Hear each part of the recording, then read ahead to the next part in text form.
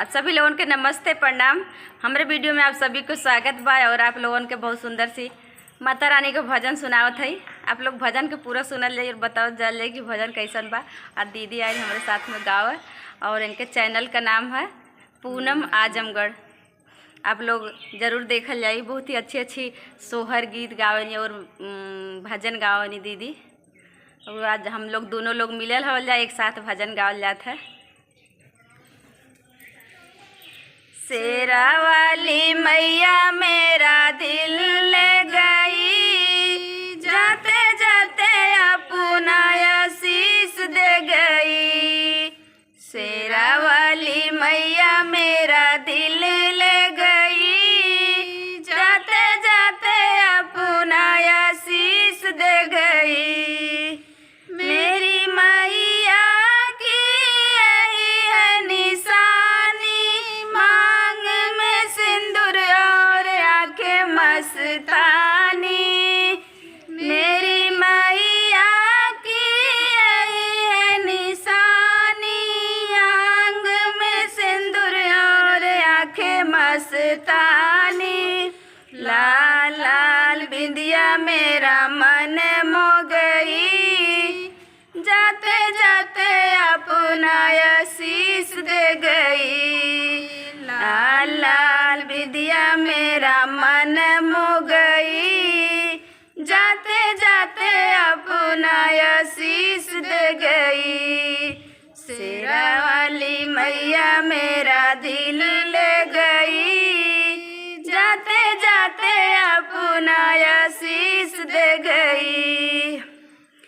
मेरी मैया की यही है निशानी, कान में झुमका और मुस्कान प्यारी।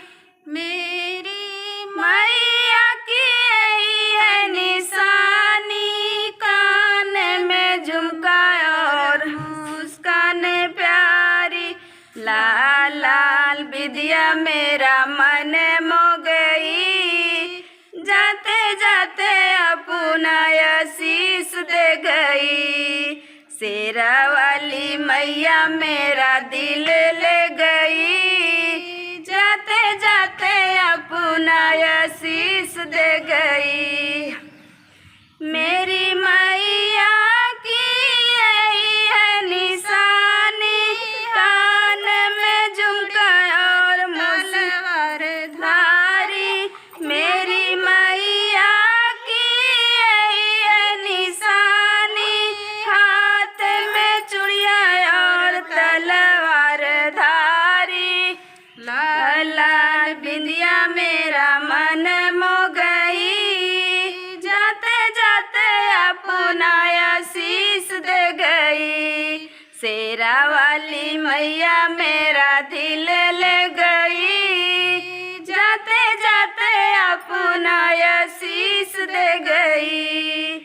मेरी मैया की यही है निशानी, पैर में पायल और चाल मस्तानी। मेरी मैया की यही है निशानी, पैर में पायल और चाल मस्तानी। लाल लाल बिंदिया मेरा मन मोह गई, जाते जाते अपना आशीष दे गई। शेरा वाली मैया मेरा दिल ले गई, जाते जाते अपना आशीष दे गई। मेरी मैया की यही है निशानी, अंग में लंगाया और मांग मस्तानी। मेरी मैया की यही है निशानी, अंगों में लंगाया और लगे मस्तानी। लाल लाल बिंदिया मेरा मन मोह गई, जाते जाते अपना आशीष दे गई। शेरा वाली मैया मेरा दिल ले गई, जाते जाते अपना आशीष दे गई। आप लोग बतावल जाए गीत कैसन, भजन कैसन है माता रानी का। और ज़्यादा से ज़्यादा प्यार और आशीर्वाद दिए जाए।